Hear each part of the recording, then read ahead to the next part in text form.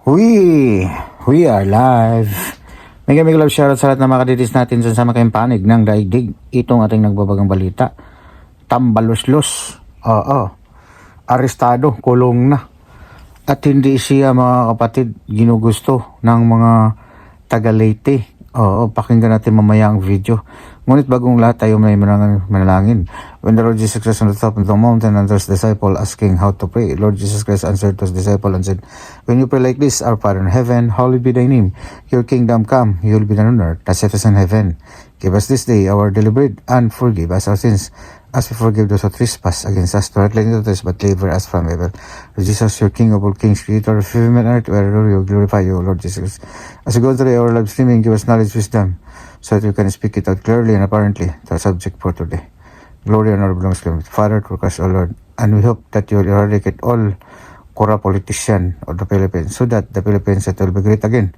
Remove Malitagang, O Lord, because they have no gesture of love to the poor among the poor, Lord Jesus Christ. This is our prayer with thanksgiving. And we know, in your words, in Jeremiah 32, 37, 17, that there's no too hard to you, and you will be the one to make heaven and earth. So therefore, there's nothing too hard to you, Lord Jesus Christ. And we hope that you will eradicate it. Ito na ating nagbabalita mga kapatid. Martin Romualdez, hindi ginusto. Pakinggan. Ito, pakinggan sa ating video ngayon mga kapatid. Maya magbigay tayo ng kukulang reaksyon. Ito na mga kapatid. Tinatawag na kung patay ko tayo, yung walang butong. Yung walang butong. Ginagawa lang sa mga ganyan. Bigyan natin ng reaction opinion itong Facebook reel posted by Tropang Bisaya. Title ng caption niya is, kapitbahay ni Romualdez nagsalita na, isinusuka na ng mga taga Leyte. Ang tapang naman ito. Sige, pakinggan natin. Nakaya. Kaya. Para wala yung walay na sa amin, para sa dami na meron kaming speaker of the house before na at ngayon, congressman na involved sa blood control.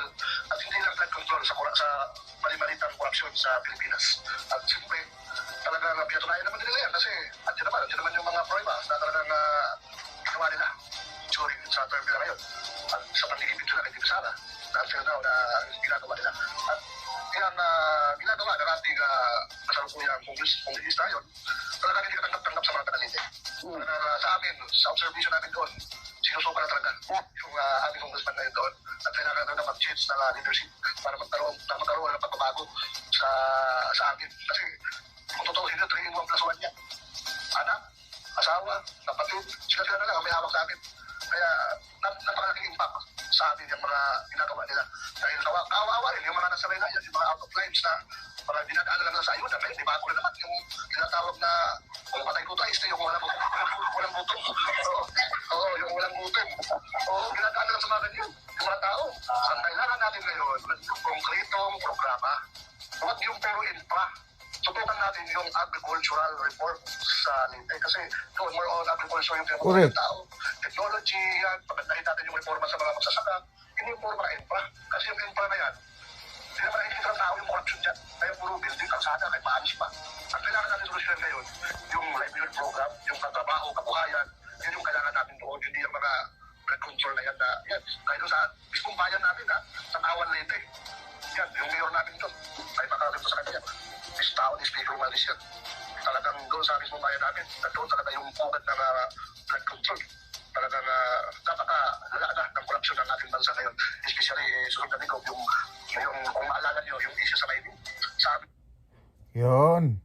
Tama naman talaga sinasabi sa mayor na ito sa Leyte na kailangan unahin yung agriculture. Importante kasi yung agriculture para sa mga mahihirap. Kapag hindi nyo yan sila i-finance, nako, sinong magpapakain sa atin na sila naman yung nagpapakain sa mga may kaya na nagtatrabaho saan-saan. Diba? Paano na lang yung bigas natin? Puro na lang angkat, galing Thailand.